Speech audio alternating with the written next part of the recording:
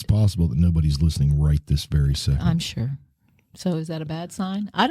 It's not taking away anything from me an hour, but I talk to you anyway, so. Good point. We're going to have these conversations. We have had these conversations. We have them all the time, I think. I think I'm going to push the button. Please do.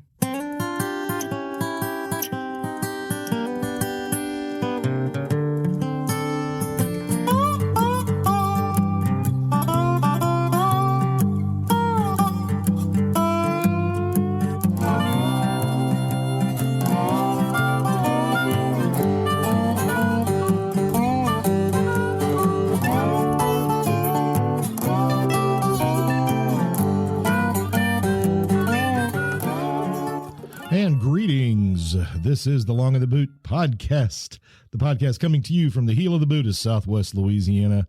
I'm your host, G Long. Sitting across the way, as always, is Deb. Hello. And want to thank you for listening, by the way. Oh, I always listen to you, baby. Not you. I was talking to them. That you know of. Those people. Right there. Hello, community. Hello, crowd. Yeah, see? Hi, everybody. See, I'm being optimistic. Crowd. Well, this is a late podcast. I know it's a couple days late. We are recording this on Good Friday. On Good Friday, yes. And so far, it's been good. Because I haven't had to go to work. I strolled around in my pajamas in my vast yard. An aptly named Friday. A Good Friday. Hey, if you'd like to get a hold of Long in the Boot, the phone number, 337-502-9011. Call and leave a message. Just a message of encouragement. That's it. That would be Give nice. us a boost. Yeah. A boost. Because the world tears everybody down enough. Yeah, no kidding. So we can all use a boost. Email longintheboot@gmail.com, and I will answer your email. Unlike some people with millions of followers, they don't take the time. I know, they don't. They don't take the time. Whereas I not only have the time, but will take it as well. Are you saying you have a plethora of time? A plethora. Well, we didn't have enough time last Sunday, though. We did some yard work. We were choring. Because spring is in the air, and we'd like some fresh It's veggies. Also on the ground. God, is and in it the ever. Trees. I find it ironic when I post pictures of my garden areas, because it is coming along slowly, as much as I can do, that everybody says, oh, it looks so peaceful. And I laugh and say, Yeah. You don't even know the skirmishes I laugh at that as well. and battles I go through to try to make it look peaceful. Well, I can tell spring is in the air because of the fact that my truck Sinuses? is now. No, it's my truck. The color changes from red to orange as pollen starts sticking to it. As the pollen builds up. And so. Well, everybody in the boot knows. Yeah. Oh, yeah. It's that Everybody time of year, gets that. Although I do better in the spring and summer than I do in the fall and winter. And I need humidity. I hate it. And I guess that's because you're a transplant. The war that we talked about last time is still happening. Poor Ukraine people. Putin's a dick. And that has not changed. That hasn't changed at all. Hey, it is what it is, Call it as you see it. Calling it as I see it. All right. And but one thing happened interesting yesterday. The Moscow, a missile cruiser was hit theoretically by some Ukrainian missiles. It's a large ship, crew of about 500. Everything is unsubstantiated. Nothing's substantiated, but what I don't know why that is. What we do know is this: something went boom. Something blew up. There was a fire, and the ship went down. A big ship. There was a fire, and the Russians came up with the perfect solution for quenching the fire: sink the ship. It worked. It did seem to work. It Fires put the fire out. They did. The Turkish came in and saved the sailors. Saved some men, but apparently they lost quite a few people because there was a cutout I saw online of exactly where munitions were stored. And where on the this men particular ship. Was it near where the men sleep? Well, the problem is if the munitions went off in both spots, it would have just broke the back. I mean, I can't. Do you think it went off because of a rogue missile, or no? I don't think it would have been a rogue. Smoking in an area they didn't need to be smoking in. Well, that's the problem. The Russians deny that missiles hit it, but then that means what Russia is saying is, "Hey, we would never allow missiles to hit our ship. This was our own stupidity." Yeah. I'm thinking that's probably sounding worse. This is a no-win situation all around. We've been saying that since the beginning. All right. looking forward to it not happening I know anymore, you and seem- we're not going to talk about it, I guess, that much. No, not that much, because it's really depressing. And it's all over the news. And very frustrating. Oh, It's just more of the frustration of the unknown, and that basically I think their propaganda is also a form of terrorism. it all comes down, if you just want to, bring it right down to the nucleus of the problem. We're all scared. Putin's a dick. Well, that, yeah. That's as you go. But he's a dick with nuclear weapons. That's what it comes down to. Oh, those balls. That is the crux of the entire situation. All right. So there you go. Yeah. Did you want to mention the tanks? Because you were so enamored by that tank story in my classroom the other day, and I was trying to Well, I work, read a story. and you just wouldn't shut up about the damn tanks. So you better share that. Okay, well, supposedly, now again, unsubstantiated. Who knows? Who knows? See, propaganda. That is terrorism. It's terroristic propaganda. But the Ukraine does have new tanks, and the story was that at a Polish military storage facility, 100 tanks were stolen. T-72, so old they Russian managed tanks. to get 100 men in there. But the best part is men and women, they're I old guess. Russian tanks that have recently been outfitted with nice modern American sighting systems and thermal imaging. All right. So those were the tanks that were stolen, and in the dark of night. In the dark of night, and I think it's really funny. And then that 100 people came in, and the Poles are like, "No, we don't know what happened. That was weird." Those tanks just up and the rolled guy, off by themselves. Apparently, the guy that's in charge was on vacation, and when he gets back, he's going to look into it. So they're not in a rush to get those tanks. And some found. of the tanks were seen in the Ukraine, apparently. Cited? It's unsubstantiated. Again. Yeah. Yeah. All of this is. Everything is unsubstantiated. I'm even though we have boots on the ground. Yeah. I see the journalists every night. They're in Ukraine. They're in places. They're in places. They're everywhere. They're showing us images. They're talking at us. Putin and his lot is just denying it all. Constantly saying these words. The images you're about to see may be disturbing. Yeah, but we're going to show them to you. Man, do you remember when they wouldn't show dead bodies on TV, like real dead bodies? We talked about the censorship. Look how this has just gone. They've run amok. I'm tired of seeing baby strollers covered in blood. I think it was all done, though, that whole thing. Once they had the video and the still image, but the video of that are you going back to the self-immolation? No, the police chief, that's another one, but the police chief executing the guy in the street during the Tet Offensive, and everybody saw it. And once that happened, I don't know. I know it's. I want protection. And the sad thing is, that's propaganda too. It is. You of don't course know. It is. We don't know. We just don't have all the facts. Other than there wouldn't be a war if Russia and Putin wasn't a dick. So all right, that's 3 times. That's it. 3 times we're done with him. Yes. I don't want to talk about him anymore. We're done with the Russian-speaking yes. dork. All right, so we got some yard work done. We did last Saturday. Was it? It was Saturday. We stopped in. A few of our community members invited us to stop in and visit them on their 10-year reunion. Yes. So hello, people. Yes, hello, people.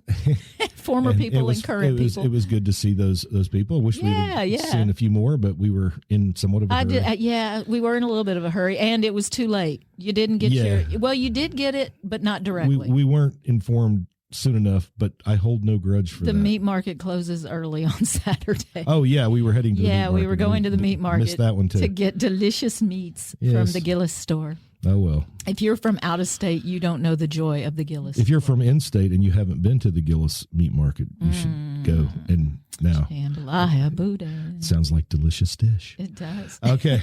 Anyway. Shall we talk softly about boudin? Sunday, the day we were choring, we were going to talk about poetry. Actually, we were going to 3 talk weeks about ago, poetry. we were going to talk about poetry, or 4 weeks ago, but somebody wasn't prepared.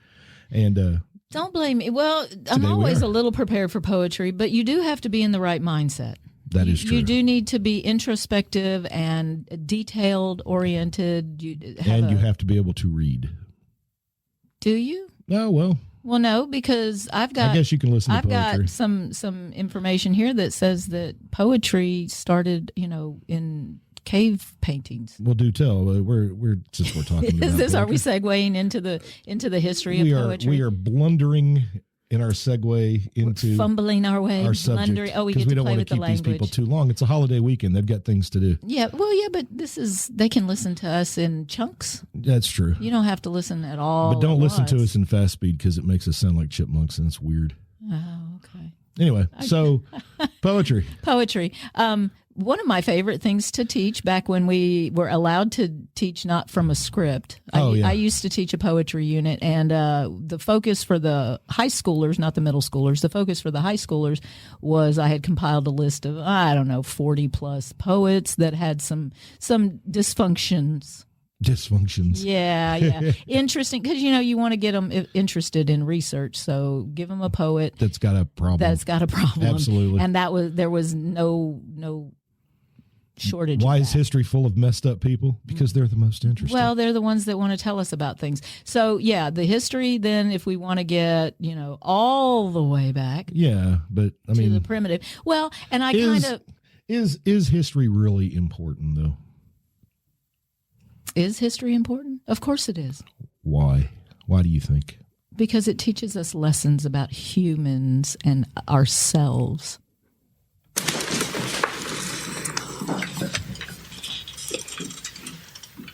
We don't read and write poetry because it's cute. We read and write poetry because we are members of the human race, and the human race is filled with passion. Medicine, law, business, engineering, these are noble pursuits and necessary to sustain life. But poetry, beauty, romance, love, these are what we stay alive for. To quote from Whitman, "O me, O life of the questions of these recurring, of the endless trains of the faithless, of cities filled with the foolish, what good amid these, O me, O life?"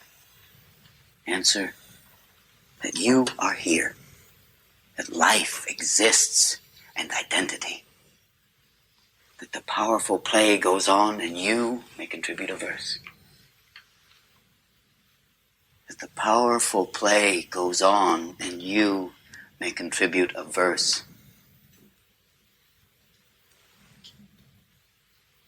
What will your verse be? Yeah, there you go. That's right. What is your verse? What will it be? We leave something behind. Everybody should leave a verse. Yeah, and it may not be widely read. You may have a small community that reads your verse, or hears it, or shares it. That's part of what makes teaching actually wonderful. Yes, I got a delightful message last night from a former student who said every time he sees all the squirrels on campus, he smiles and looks suspiciously at them, always reminded of my feelings towards squirrels as I taught young people for many years. Many of your former students, of course, remember your animosity. Are you afraid of squirrels? Do you hate squirrels? No, I'm just highly suspicious of That's them. right. So, eyes and ears of the animal kingdom, be aware, always aware. But that was a delightful little... They're always watching. It made me smile, that I make him smile in some way. And that he's cautious, that all of my former students are cautious of squirrels. You have to be. And their antics. So... back to Robin Williams, I guess. Well, back to the cave paintings, poetry. Yeah, I was skeptical when I first read their what I thought was BS about poetry, probably dating back to cavemen, and those who chronicled the events of their lives on cave walls. So they've got one here. It's in France. Of course, they're all in France. Sure. 15 million BC, 13 somewhere along there, and. I thought about it a little more, mulled it over, and said, "Yeah, all right, I'll give it that." They didn't have writing; they just had drawing, and they were chronicling an important emotional moment in their lives. A herd, that provided life. But they would have, if they had language, and we have to assume they did, to some degree, then they would have told each other these stories. Oh, absolutely. And then the pictures would have been to record those stories. They would have been like illustrations to the story. Well, and that is, we do that with poetry now. There was a lot of stuff Well, about... no, I was thinking about how some of those, like that one set we watched in that documentary, all the animals. Yes. Maybe there was a man at times, because remember all the charcoal burns on the ceiling. Yeah. Tons of charcoal burns. Maybe that's where somebody actually recited the story of what's on the wall. As entertainment, because that would have been, we talked about that just a second ago. The idea, and the one who he put his handprint. Yes. Left his handprint, because that was his verse. Yeah, and remember the stone that had 8 how many handprints were on that thing? Oh, yeah. It was ridiculous. Well, it was their community. And it was all the same handprint. So even cavemen in the primitive base of what we are as humans said, I need to leave something Behind. Yeah. Yeah. Here I was. And there was emotion and feeling to that. I mean, Well, it's a sense of self too. yeah. We we don't think about that much, but maybe that's the big thing that really separated the early people, man, homo, whatever. Take whatever hominid you want. Said homo. Yeah, homo. All right. And I'm sorry. yeah, funny. So anyway, the idea of self, though, that has to be one of those big major moments in human existence. Yeah, when you became some creature had a sense of self. I exist. Yes, you know, self-aware. And that had to have changed everything. Yeah. I would think it did. So with the advent of writing, scribes and bards began sharing those ideas in China, Mesopotamia, Persia, India, ancient Egypt. So they started writing down their legends and myths and the Vedas, and and easy to remember if you do it in stanza and in meter. And in meter, so you can remember it. And you need to be able to take a breath. Yes. So there has to be a structure so that it's part of the pattern of speech in that and we know society. Memorization would have been a key to this. Yes. So they would have had great awareness to detail and focus because they weren't so, I don't know, distracted. I don't know that. You're talking about a society without but you're talking about a society without written language. Yeah. So everything would have been easier to remember, not just everything. We're still like that though. It's part of who we are. Remember, we love have jingles. The people of the outback in Australia, they don't have a lot of words for things, but one of the things they have when they travel is they're walking. They're always on walkabout. Yeah. And distances are measured in songs. They know certain songs, which would be poems. Yes. And by the time they got to the end, they knew where they were. Right. So that's how they memorized those distances, Yeah, how long something took. So we still have it. That idea is still present in today's world. Yeah.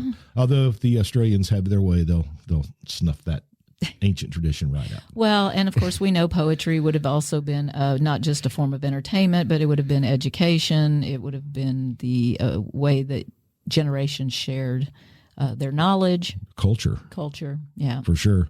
The ancient Greeks. And then we, of course, expanded that because then they began putting actions and music to the stories that they were telling, as we increased in, I guess, sophistication as humans. Sure. And Marco Polo acquired scrolls from Chinese poetry, so he would have spread that. So ideas began sharing during the, colonization period, and even long before that. I've taken it too far.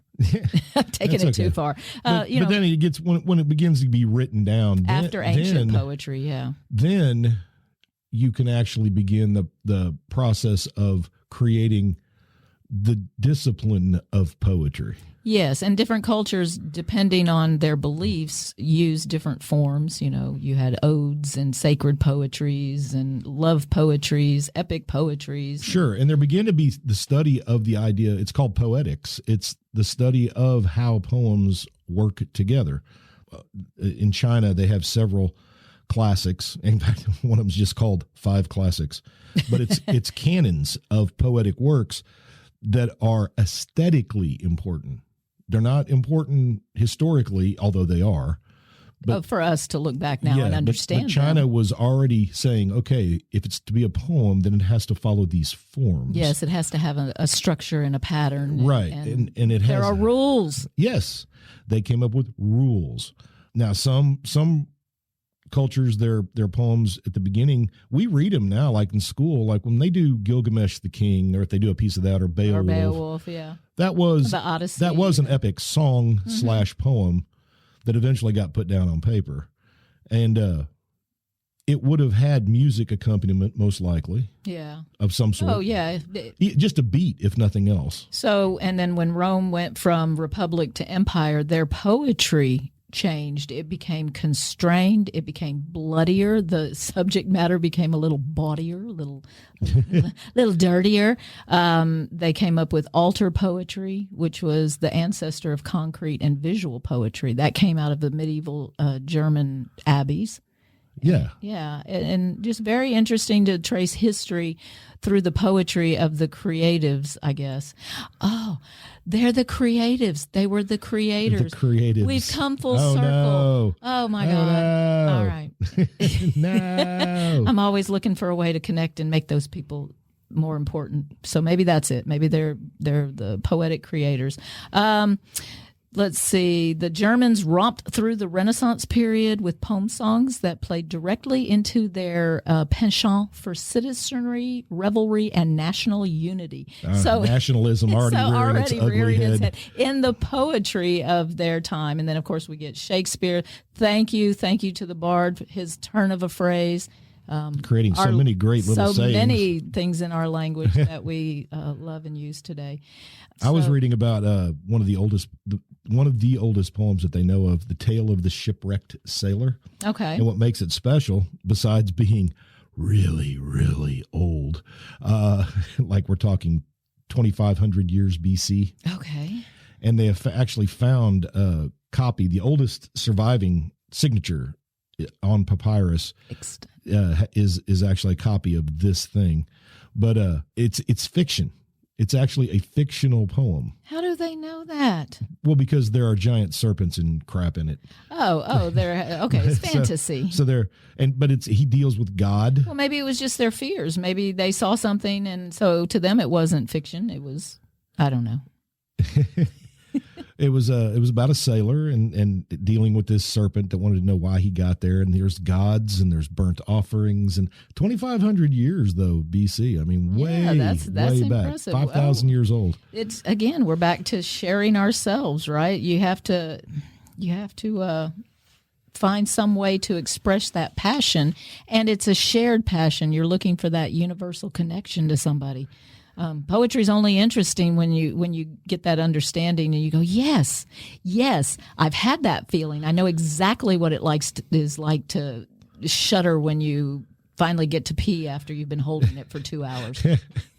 That's a human. I was thinking of all the students though when I taught English and had to do poetry and the angst of yes, they teenagers. get very my gosh. And for the most part that was what they were expressing, was their angst about being teenagers and middle schoolers. If you really want to know a little bit about yourself then, if you have anything you wrote back go back and look at that. Go back and read it. But then occasionally you'd get a kid that came up with some gem I really loved those moments, because when they got it, or when I helped them get a phrase or a line or a stanza, and it just their eyes would light up, and it was just a great connection. Although I'd go home drained every day, emotionally drained after doing that with kids. But it's poetry. The poetry is the one place though where kids can write, and you pretty much can accept all of it. They're doing their best. Absolutely. I hate poetry. It actually got in the poetry book because it was his true emotion about disliking writing poetry, and yet he did a marvelous job. Yeah, they often do. The kids though who would write about a grandparent or something they were experiencing in their lives was. It sticks with you.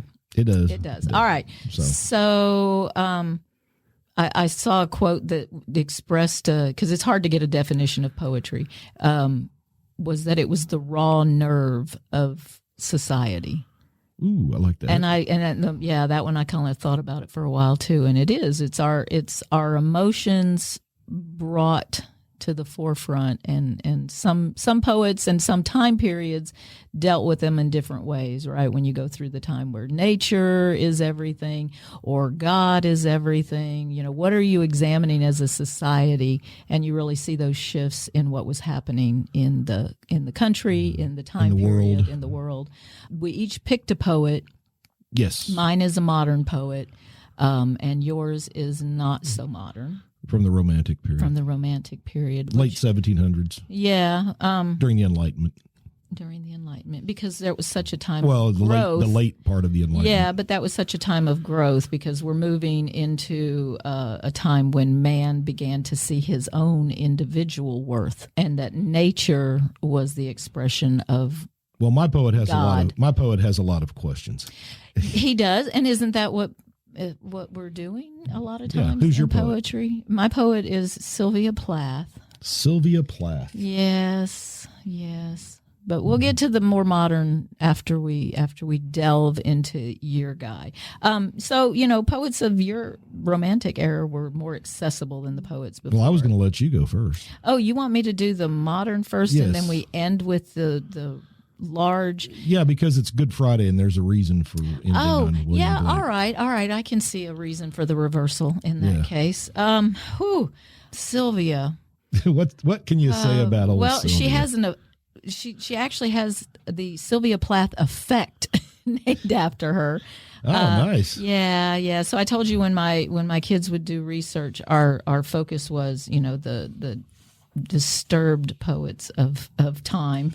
And Sylvia Plath, there were disturbed poets? There were disturbed poets, and Sylvia Plath, of course, was always on that list because We haven't really even talked about the number of, we mentioned it briefly. Oh, well, like what, the number of disturbed poets in history? Yeah.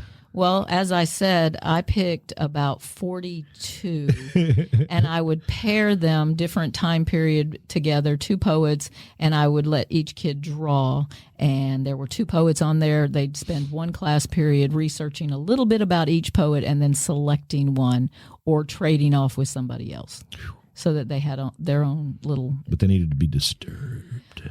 Well, but disturbed, Actually, that can be different. There's probably plenty of non-disturbed poets. We just never get to read their poetry because it wasn't that good. Yeah, because like we said with Robin Williams' quote, right? We all have a verse, but some verses don't get very far. Musicians fall into this pattern as well.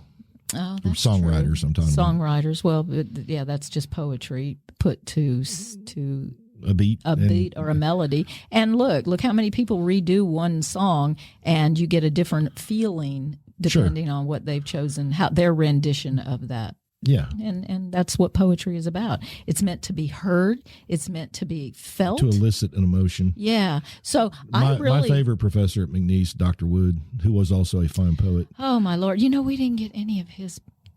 Okay. Yeah. Now I realize that we missed an opportunity. I have his book.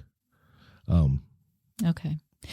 Sylvia Plath is known for the Sylvia Plath effect. No, that's not what she's known for, but it is a phenomenon that poets are more susceptible to mental illness. Oh, you didn't let me finish than other creative writers. Oh, I'm sorry, Dr. Wood. Yeah, he always said the best way to think about poetry was it is prose condensed to its barest essence.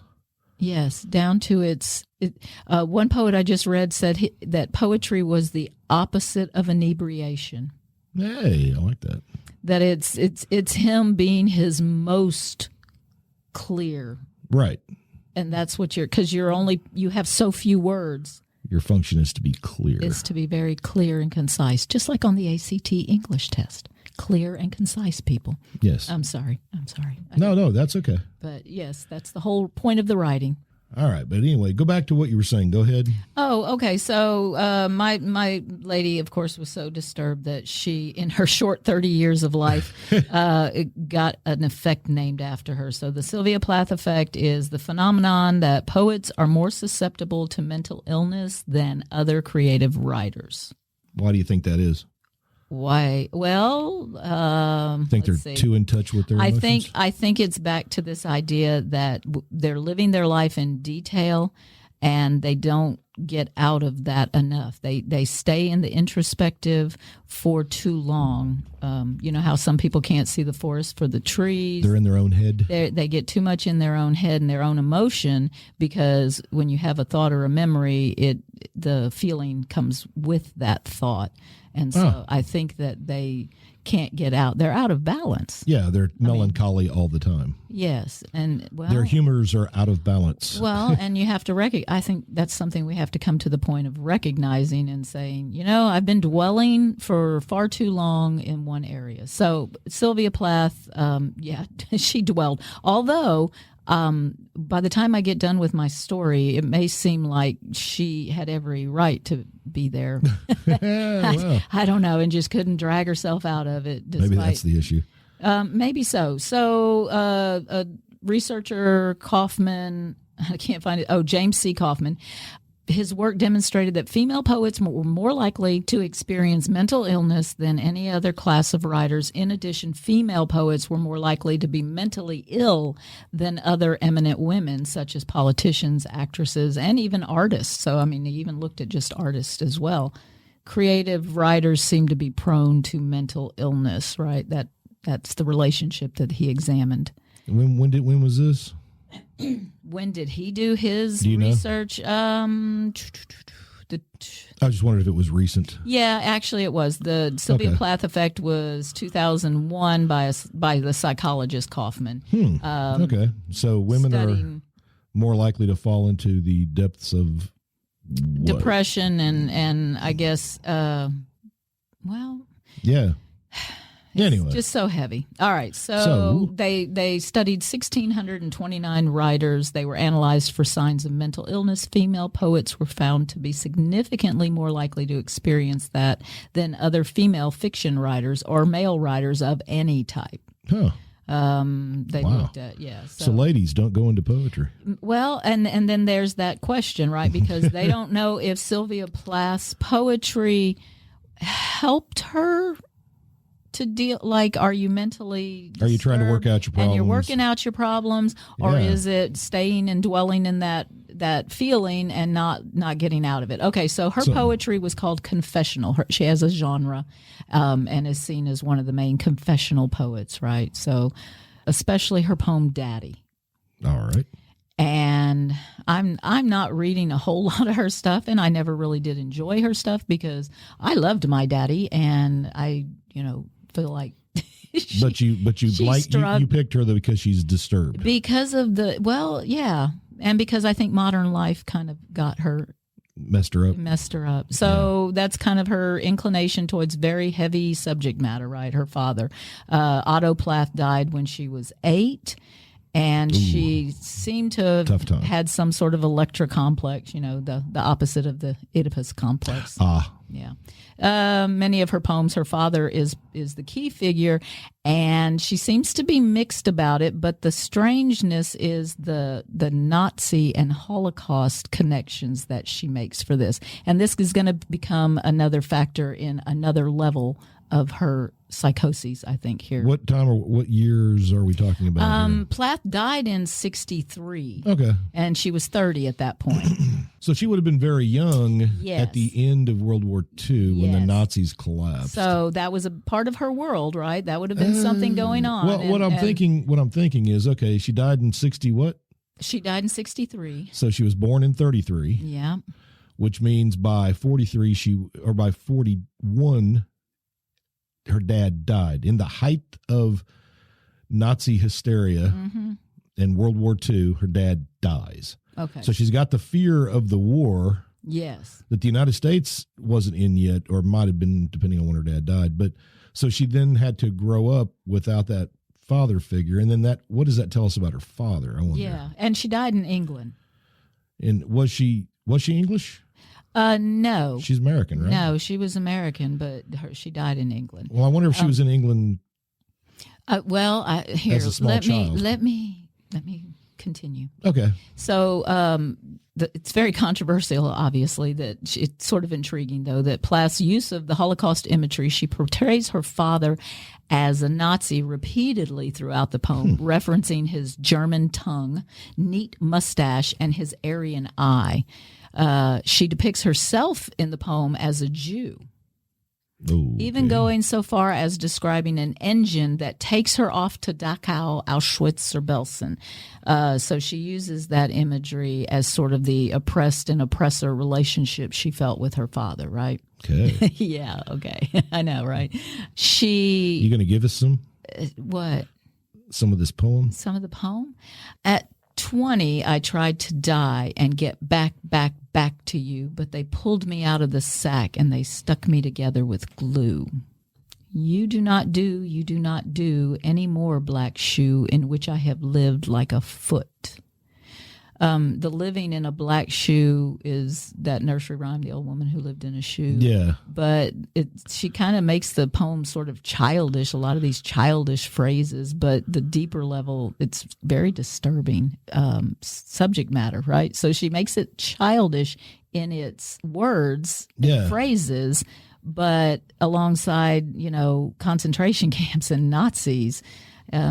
Really odd. Okay, so obviously her father not being there and her father had been there is she has many suicide attempts throughout her short little life. Poem additionally admits that she tried to replace her father with her husband Ted Hughes, and this was the Nazi connection I wanted, or German connection, not necessarily Nazi, that I wanted to get to in just a minute. She describes Ted Hughes as a man in black with a Mein Kampf look. Man in black with a Mein Kampf look. I know. I kind of like that phrase. Damn. I wouldn't use it a lot, and I never thought I'd say it, but all right, there it is. So let's find some more about Sylvia and the actual circumstances surrounding her suicide. Oh, okay. Wait, she committed suicide? She committed suicide. What was her life like at the time? At the time, well, at the point she had been separated from Ted Hughes at that juncture. They were in England. It had been a particularly rough winter, and she had been alone with her two children. Her and her daughter had the flu. And this is the England in the early '60s was. Man, it was so I can imagine just the and we know weather affects us. No, just they were still recovering. I mean, it was 15 years after the end of the war, but I mean, it was rough in England in the early 60s. Yes, it was a difficult time. People were losing jobs. And she's separated from her husband.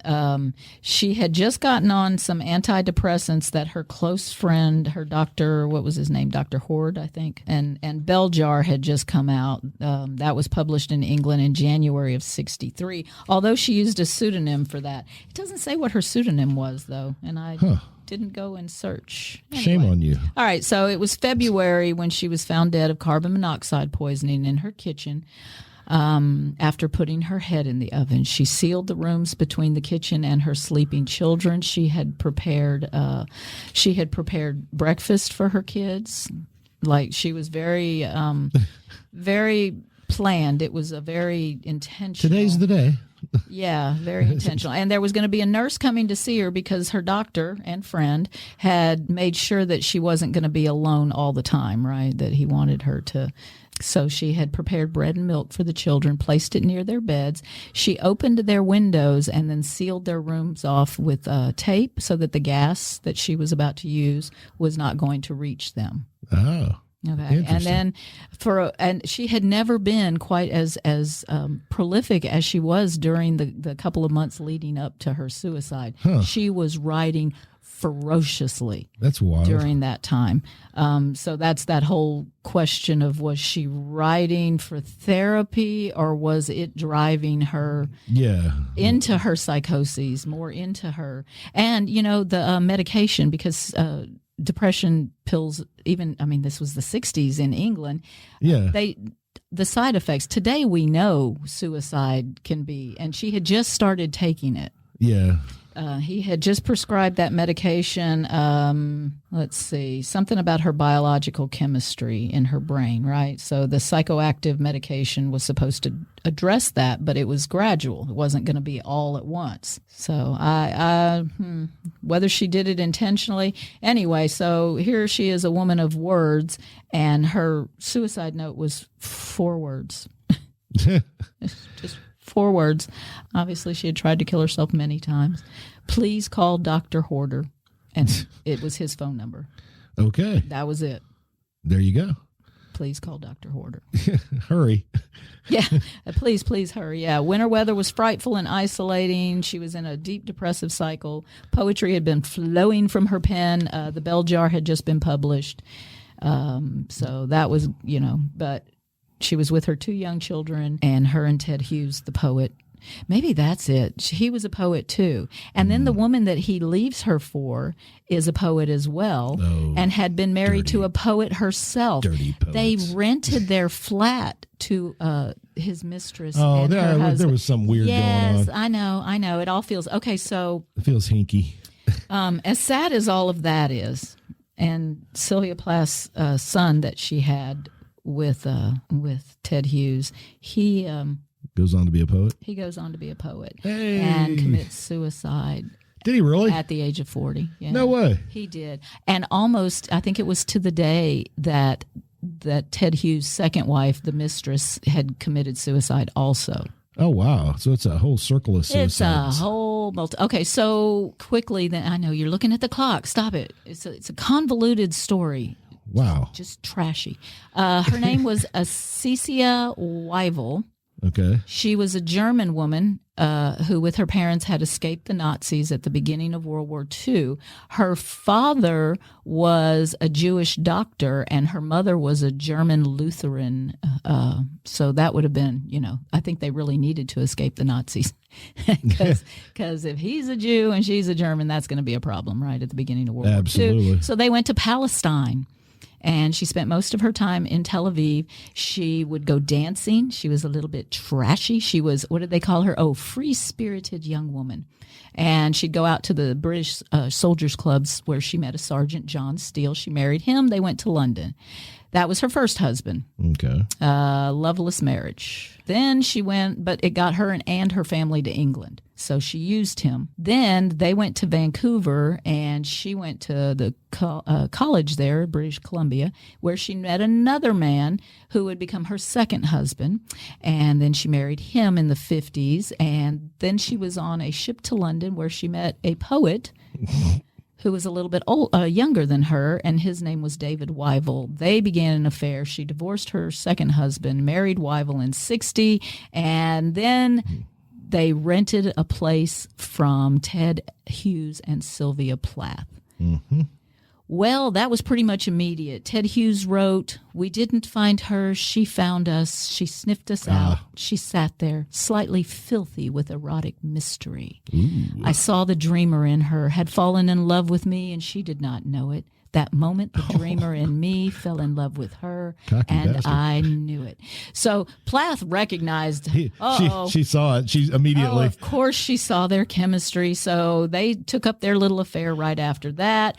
And at the time of Sylvia's suicide, Acecia was pregnant with Hughes's child. Of course she was. Sylvia kills herself. Acecia goes and aborts the baby. Succubus. Oh, my God. So, yeah. Hughes then moved Acecia into the home with him. Right? Sure, why not? Yeah, and had Acecia help take care of the two children, Sylvia's kids. Yeah. Their children. Then she was haunted by Plath's memory. She even began using things that had once belonged to Plath. They said that... you our new mommy now? Yes, she was their new mommy. And at the age of 30, because Plath was 30 when she killed herself. Yeah, they were young. At 37, Acecia gave birth to a little girl, and she was still married to David Weivel at that point. She was not married to Hughes. They just lived together. Oh, okay. Yes. So Acecia became so suspicious of Hughes and his infidelity, which she had cause to. Because, well, how would but she was so, yeah, I know. She did it too. And so she had right to be, because he was, of course, having an affair with these a people are married all screwed in the acquaintance. head. Well, That's that's the my problem. point about all of this, right? They drove Sylvia mad. They did. So Acecia and Hughes were having their own complexities with their relationship, as they should, because it's messed up. She was, how old were this daughter? She killed herself and the child. Oh, Lord. And she did it in the same way, only she took sleeping pills and gave the little girl some as well, and they fell asleep, turned the gas on, and that's where they found her. Gas. And the little girl. So I guess, was that a slight to him? I'm taking these kids. Sylvia left you those two, and then Yeah, I don't. yeah, I know. And of course, then her son All right. falling victim to the same thing. So genetics. I don't know. Difficulties in coping strategies. Don't have enough coping strategies. Clearly, they were all out of balance. Clearly. They were searching for something. All right. So that's your I don't know. That was that's my your most woman. disturbed poet. Confessional poetry. If you want to live or delve into that, you can do so, but I would recommend not staying there. Don't stay there. Don't dwell there. It's a nice place to visit. I wouldn't wanna prefer live there. happier nature poetry. Well, yeah. Mine, Yours delves into since it's a Good Friday and Easter is coming up, this man actually has a place in this discussion. My poet is William Blake. William Blake was actually introduced to me by Dr. John Wood, yes, who was my teacher at McNeese for several classes. Once I'd taken a class by Dr. Wood, I had to take all of his classes that I could, and I wasn't an English major. And his good lady wife, Dr. Wood, right? And yes, but he is the man that gave me a love of poetry that I had not had before, even though I read constantly. Yeah, but it's the way he I didn't really get into poetry until he showed me somehow what to look for and to appreciate what it is. That connection. He gave me a connection. And so William Blake is a poet he introduced to me, but he's not just a poet. William Blake is hard to pin down, because he was a printmaker, he was a painter, he was a poet, but he was also a philosopher. And Blake was born in 1757. He will die in 1827. So he encompasses or figures into the Romantic period as well as the end of the Enlightenment age. And this is also the age of the American Revolution, the French Revolution. A lot of changes happening. Lots of changes happening, and certainly lots of philosophy is coming into its blooming, own. Yes. And religion plays into this very strongly. Blake was he had a lot of idiosyncrasies in his life. The first of which was the fact that at a very young age he began telling people that he had visions. Now, this was early in his life. He believed that he could see angels. He believed that he could see God. Devils. They at the age of 4, he said he saw God when God put his head in the window, causing Blake to break out screaming. At the age of 8, in London, Blake claimed to have seen a tree filled with angels, bright angelic wings bespangling every bough like the stars. This is at 8. Wow. His biographer said one time he returned home and reported the vision and only escaped being thrashed by his father for lying through the intervention of his mother. So he would tell these. And his dad thought he was just making stuff up. There's evidence that his mother was very supportive. They were incredibly religious. I was going to say, what were his parents They like? were Protestant, but they were a group of Protestants called Moravians. And Moravians were, first and foremost, they were absolutely against war. Okay. They were peaceful people, very peaceful people, but also very religious.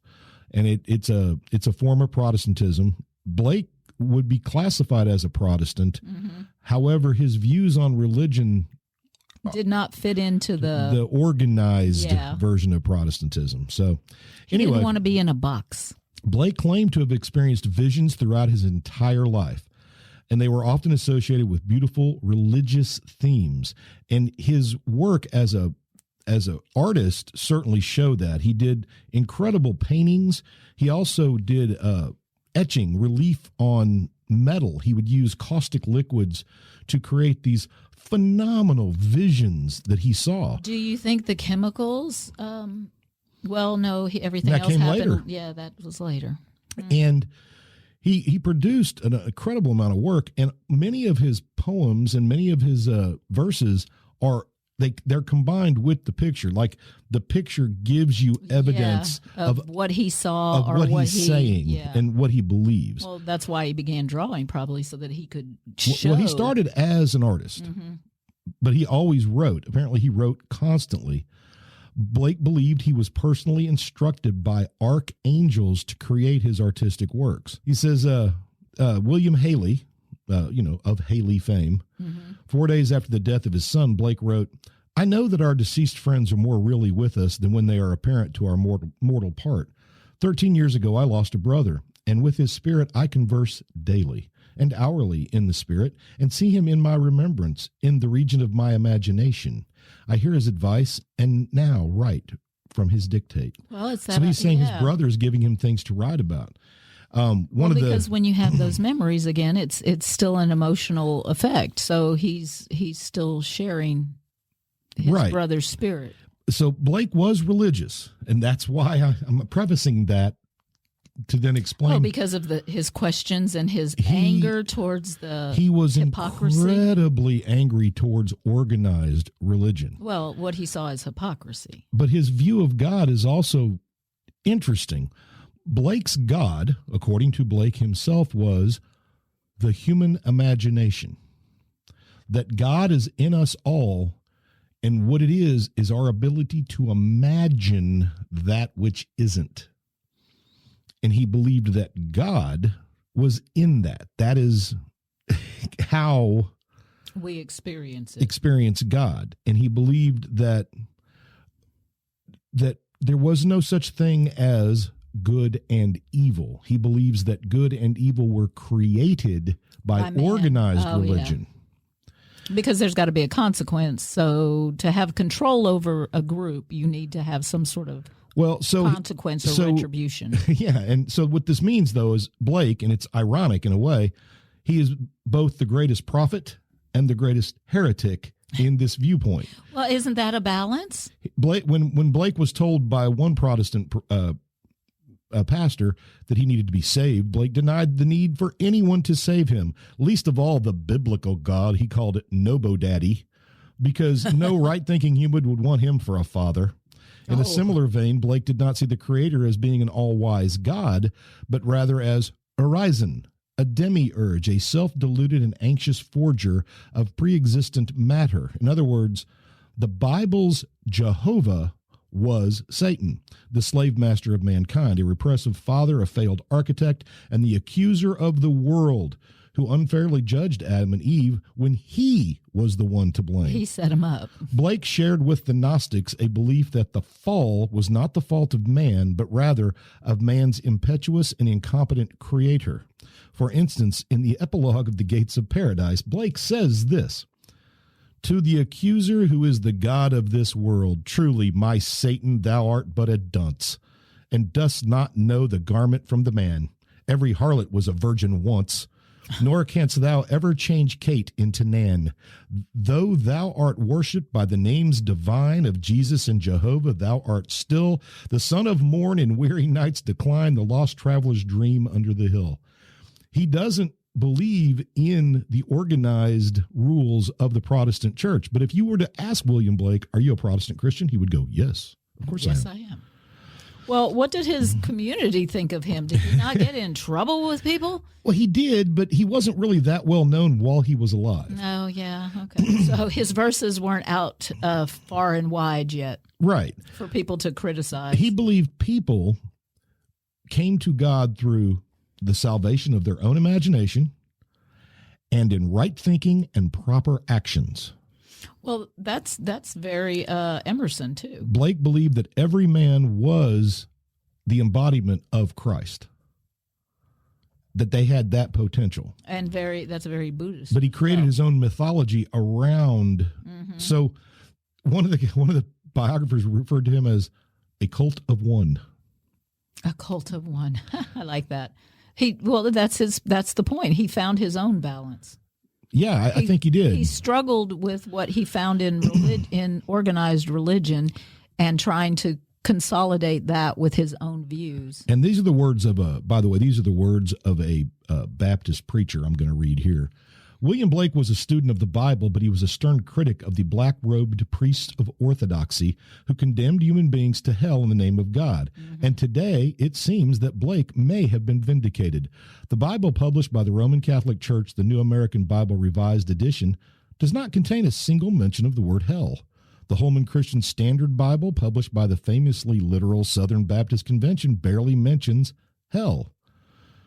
Yeah. So again, for a controlling but that factor. was what they always said. You're going to burn in hell. You're going to burn in hell. So you act right. But he says you come to right through your own understanding, Right. and through your own beliefs. And so he had this vision of God as being yin and yang almost. It's almost Eastern. Well, that's what I said. It sounded very Buddhist. I wonder then if Emerson read Blake, he wasn't that much past He would have him, had to have at least known of him. because his father was a Unitarian minister, and Emerson went on and did that, but he found he couldn't rectify his own beliefs with his organized church's beliefs, and he had to leave the church as a minister. Right. Well, there were because he these just groups didn't of people. agree. There were these groups of people, and they would still probably say the same thing today, but they were called dissenters. Well, And they're famous religious people who were devoutly religious but dissented from organization. yeah, Blake rejected the concept of the transcendent God out there somewhere, and instead he was said in that the nature presence and of in us. Christ's Holy Spirit is in each person's Yeah. inner life and is the reality of divine imagination and inspiration. He said God is not vengeful and punitive. And he said people use that idea to justify their own bloodthirstiness for land and power. And he especially hated And war. that's materialism, that's worldliness, and that is definitely a sin. And he also thought the idea of sacrifice, that he rejected completely the view of God as a transcendent ruler that had to be appeased. Oh, that you had to like give something to, Right. other than worship and faith. Well, Well, tithing. he believed that the whole traditional Christian organized thing was a mind-forged fetter, which are like handcuffs, Okay. made when people fell into their separate selfhood. In fact, Blake's view of the fall of Adam and Eve fall into that. Yeah, like that they became aware, self-aware. Well, isn't that what's going on then with the Enlightenment? I mean, it's that struggle of the whole versus the individual. Well, he said Adam and Eve began to view the world through their experience of what happened, Yeah, right? experiential. So they developed a view of God that was actually an image of themselves, jealous, possessive, tyrannical. Well, isn't that the same with the we've talked about the gods before, prior to the mono, when we had multi, and they were all jealous and petty just as humans too. So they were created in the image of man. I mean, that's all we have reference to. Yeah, but Blake was unique in that somehow he didn't get killed, first of all, by Yeah, that's the why church. I asked you what they thought about him, because did they just say he was crazy and they let him go about his business? Was his art popular then? Strangely enough, he sold his work. Okay. He was able to sell his work. I mean, yeah. What did he do for money, honey? How did he get his kicks? Well, he put together these, I guess the best way to call Showings? them is showings for people to buy his etchings. His art installations? Yes. Huh. And so, Did he have a family, a wife, well, yes, he did. to temper his He did. madness? At the age of 31, Okay. Oh, that's kinda Blake up there. began experimenting with relief etching. Oh, And that's where he produced almost all of his books, paintings, pamphlets, and poems. yeah. He.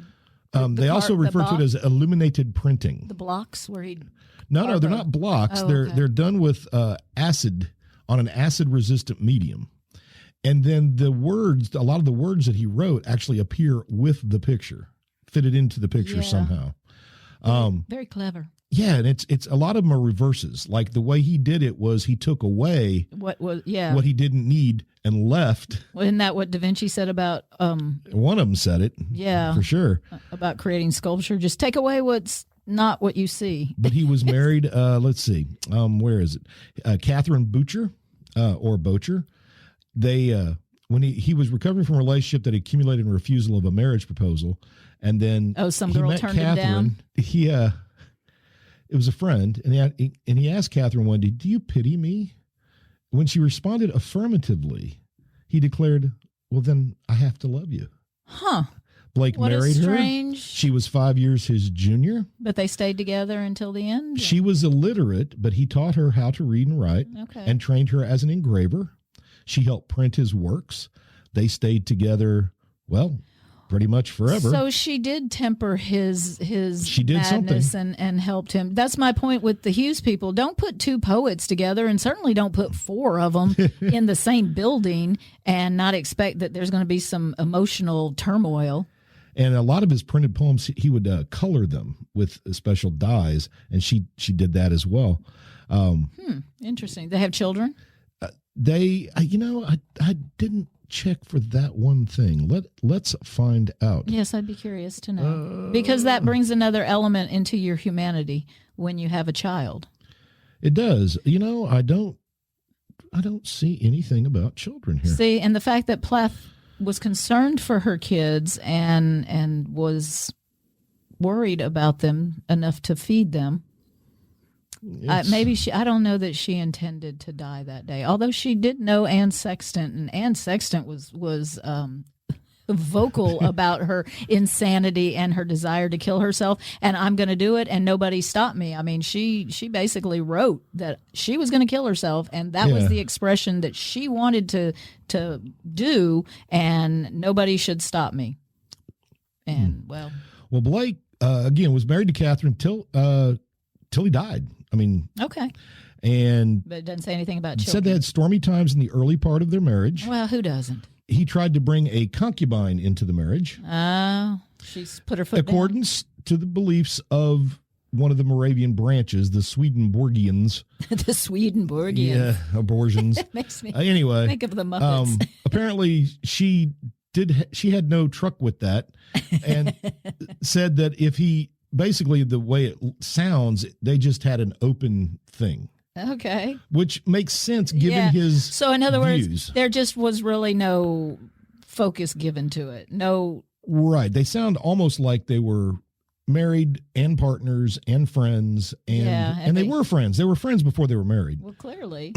And she had no problem with his crazy religious beliefs. And well, were they just because they didn't fit into the... No, I just mean crazy for the times. For the time. No, some of this stuff I kind of agree with some things he said. First of all, again, he was very, very much against the poverty that he saw around him. Yeah. And he was not rich. Many of his writings deal with the streets of London at the time, especially with chimney sweeps, young boys that were required. He got really upset with the fact that churches used tiny children to clean their chimneys. Mm-hmm. And he said that to him, that was the worst thing of all, here's a church and workhouses. He was against workhouses. Sure, and we know how horrible those were. Oh, yeah. He was a good man. See, that was always my thing about Emerson, too, in the sense of in America. He was pretty much, against slavery. He went against, he wanted women's rights. He was, he refused to belong to political parties. A lot of his writings have to do with championing anti-slavery ideas. Because that's what was circling. He would have been called an anarchist in many ways. He didn't want to pick a side. And he has this private mythology that he created. And it is a mythology, but it also has ties to Milton with Paradise Lost and Dante's Inferno. And he has some interesting ideas. And before I just kind of wrap it up, I want to just real quick talk about his Proverbs of Heaven and Hell, because he was a firm believer in God creates everything. And if God creates everything, then you can't say one thing is bad and one thing is good just because they're opposite. So, for instance, his little Proverbs from the marriage of heaven and hell. The road of excess leads to the palace of wisdom, right? Yeah, because you learn from experience. He who desires but acts not breeds pestilence. The cut worm forgives the plow. I mean, we kill the worm with the plow, but the plow brings life. And this is the thing that he does over and over again. No bird soars too high if he soars with his own wings. Mm-hmm. Didn't have to step on anybody or put a small child in a chimney. One of my favorites. Prisons are built with stones of law, brothels with bricks of religion. So depriving and the pride of the peacock is the glory of God. The lust of the goat is the bounty of God. The wrath of the lion is the wisdom of God. And the nakedness of woman is the work of God. I see, I hear Whitman in there too. There absolutely. Are elements, that you can tell that Whitman would have gotten to read that as well. I think. Or maybe the ideas all were just there circulating, and it took somebody with a poetic view of detail to, I mean, right? The devil's in the details. True, right? Yeah. Isn't that God's plan? You need the details, but that's where the devil lies. Let's see. Oh, wait. And again, neither good nor bad. It just is. The fox condemns the trap, not himself. And there's bits of wisdom in all of these, and this is one of the things that Dr. Wood brought to me that I really loved. So about you could this. really take one a day and just contemplate that. Yes, to the bird a nest, to the spider a web, to the man friendship. I think that's fine. I think so too. All right. Anyway, He's searching for balance in life. He was searching for balance really in everything. Yeah. Well, we always seek our level. And two of his poems, and I'm going to wrap it up with a couple of his poems, and then one last poem that I just want to do because it's going to be awesome. Just because we like the words and want to hear it. Blake wrote the Songs of Innocence and Experience, yes. and he talked about the fact that those two things often we believe are opposed. No. And he said, no, they are both experiences. They are both things that exist. And one of his things about God that he constantly questioned was, if God does this, why does he do that? It's a constant philosophical thing that he's always toying with. And he wrote two poems to exemplify what he was saying. And the first one, Songs of Innocence, they're written as if you were reading them to a child. Mm-hmm. And then the second poem, the first one is The Lamb. The second one is The Tiger. And in The Tiger, it's much different. But first The Lamb. Little lamb, who made thee? Dost thou know who made thee? Gave thee life and bid thee feed by the stream and o'er the mead. Gave thee clothing of delight, softest clothing, woolly, bright. Gave thee such a tender voice, making all the vales rejoice. Little lamb, who made thee? Dost thou know who made thee? Little lamb, I'll tell thee. Little lamb, I'll tell thee. He is called by thy name, for he calls himself a lamb. He is meek, and he is mild. He became a little child. I a child, and thou a lamb. We are called by his name. Little lamb, God bless thee. Little lamb, God bless thee. So clearly that's his reference to Jesus, Okay. the lamb. So give us the other side of that. And so God created the lamb, and he's explaining it to the child as if you would a child. And then he has a question. Well, if God created the lamb, then why did God create that other guy? Tiger, tiger, burning bright in the forests of the night, what immortal hand or eye could frame thy fearful symmetry? In what distant deeps or skies burnt the fire of thine eyes? On what wings dare he aspire? What the hand dare seize the fire?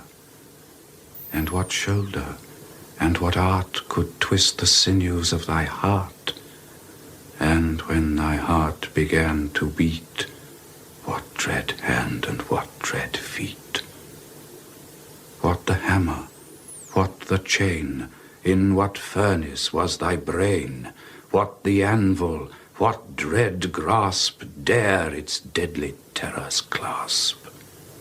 When the stars threw down their spears and watered heaven with their tears, did he smile his work to see? Did he who made the lamb make thee? Tiger, tiger, burning bright in the forests of the night, what immortal hand or eye dare frame thy fearful symmetry? And that one is a little different. But if you pay attention, when he talks about when they threw down their spears, that's Satan losing his battle and being cast down and watering heaven with their tears. So Blake's question is, the same God made both. Mm-hmm. Why? And is one necessarily, the tiger was created by God, therefore he is being what Well, it's the same idea. Judas, I mean, he fulfilled a role. Right. We all have a role, and the tiger balances out the lamb. You can't be meek and mild all the time and survive. And the tiger doesn't get to survive all the time either because there's always something bigger. Always. And whether it be time, and actually, I guess in the end, that's the biggest of all, time. Time is your enemy or your friend. Ain't that the truth? As we reconcile the fact that our baby is a grown up and getting old, which of course means we're getting old, and there is your balance, right? There you go. The generations keep moving on. You know what Blake said? The busy bee has no time for sorrow. Exactly. There you go. Because if you dwell there, you're going to have a bad time. I don't want the Sylvia Plath effect to happen to you. So maybe you should balance your humors between your partner and you. You shouldn't have two poets in the house. maybe so. Or at least not both dwelling in the same realm at the same time. All right. So anyway, William Blake was my poet. And I encourage you to get online and please look up William Blake and look at his art. It's really his amazing. His art is amazing. Well, the story of Job. Well, no, I'm going back to Silence of the Lambs and the Red Dragon. Oh, well, there you go. Right. They're and Dead Man. Dead Man and the Red Dragon. Those Dead Man is the movie that all of you need to see. William Blake. Yeah. Both William Blake. Yep. And all right. I again don't recommend reading Sylvia Plath. So I'm gonna. I guess we need to wrap it up, though. You got anything else? We absolutely need to wrap it up. We do need to wrap it up. It's been a tough week, and it's going to take me a little while to edit this, and I'll put it out as soon as you get your act together. Yes. Well, you'll just find a nice little balance, right?